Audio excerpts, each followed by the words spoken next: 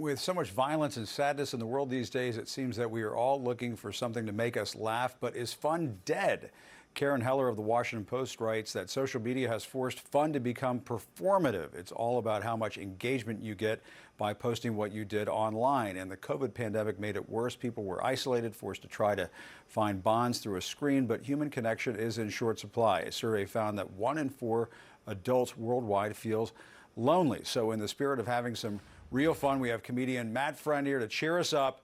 Matt, it's been a heck of a year. We're bringing you in to lighten things up. So good luck.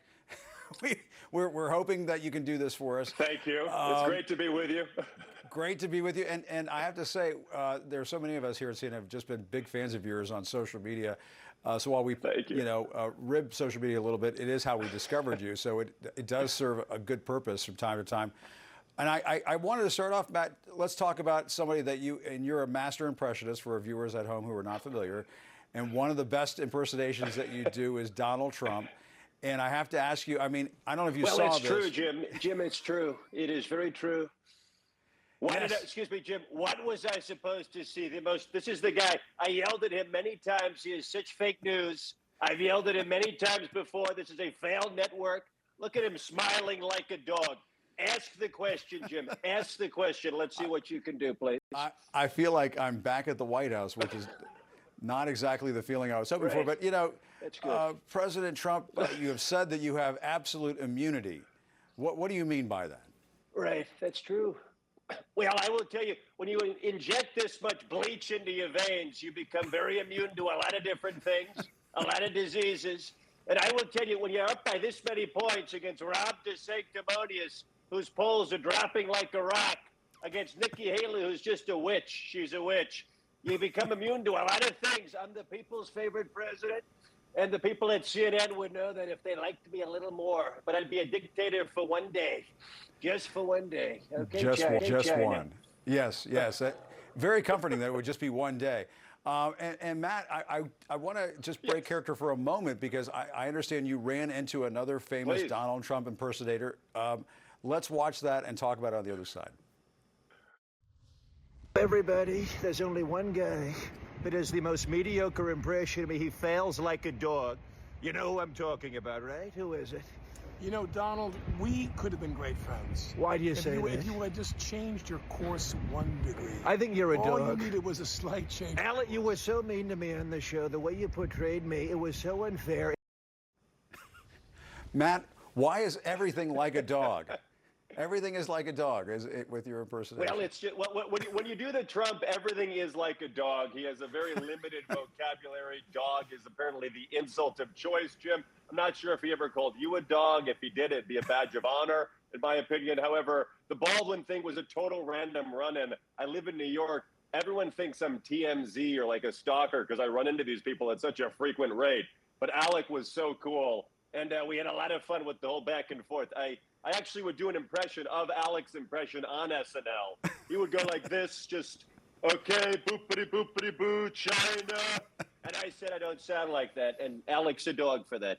Okay? It was a crazy run-in, Jim. Well, and I have to hint you, you did not choke like a dog running into Alec Baldwin. That might have been a little intimidating. I did not. And Congress went home. I've run into a, yeah. When I was going to say, Congress went home for the holidays without getting much done. And I know you have some insights into perhaps how some of those negotiations went on, because you have some familiarity with a certain Senate minority leader from the state of Kentucky. Well, yes, that is absolutely true.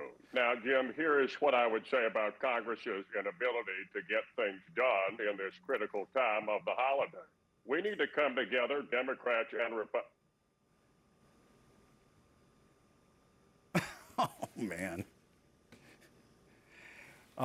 Senator, I hope you're okay. That was not a delay on the screen. That was McConnell freezing. Yeah. Yeah, our viewers at home might have thought maybe his Skype just crapped out. That's what happened there, but no. That is so funny. And of course, Matt, you're well aware that we have a certain New Year's Eve celebration coming up. Andy Cohen and CNN's Anderson Cooper once again hosting CNN's New Year's Eve celebrations. Any familiarity with either of those hosts? Well, Well, first of all, Jim Skis, not only am I completely aware of the CNN tradition of just going cray-cray with Anderson, but I just want to say to the bosses and execs at CNN, let the daddies drink. I mean, it's incredible. It's amazing. I've got my cocktail right here. I'm feeling really good. And by the way, the guy who does me lives in New York. I don't know why he's not on the show. Super weird. But anyways, John Mayer's in the clubhouse. Got to go get to him. He's amazing. Yes. It's incredible. Jim is cute. Yeah, Jim's cute. Yeah. Thank Great. you. Thank you. Yeah, letting the daddies drink is always problem, Jim. our No policy here on the weekends, Matt. And before we go, He feeds me. He feeds me these lines. Incredible. no, I mean, and there's no shortage of material these days. I mean, is there somebody, Matt, that you like to do? Like, who is it that you just find yourself? Is it Howard Stern? Is it Stanley Tucci? I've seen so many of these guys. Right. Well, the Tucci's been very fun. I know it might be a bit of a sore subject given the CNN whole thing, but all I'll say is the Stanley Tucci is very fun to do because in every video he begins it by saying, "Are we rolling? We filming? Okay." So today I'm making a spaghetti aglio olio pepperoncino and a chicken cacciatore. I'm Italian on both sides. Thank you for viewing. Now that's a fun one. I also got to do the Howard Stern. He's so fun to do too, right? Because the thing about Howard Stern is right. So his voice is right down here, and then Alan Alda is right up here. So it's Alan Alda, Howard Stern, right? It's just right down here. It's fantastic. Jim is the best interviewer since me. I got to tell you that right now. Right. Well, Matt, you know, we knew that when we booked you today, and thank you very much for doing it last minute, by the way, because we're just all thrilled that you're on today and lightening the mood after what has been just a hellacious year.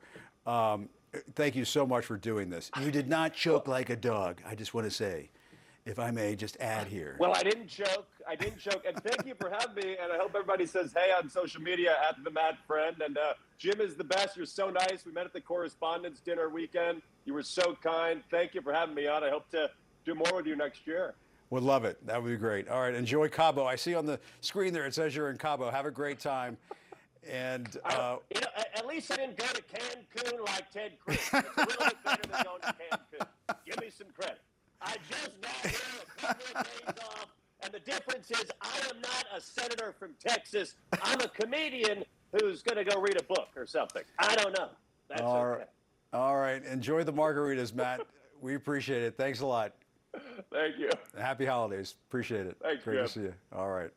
After the break, I'll try to compose myself.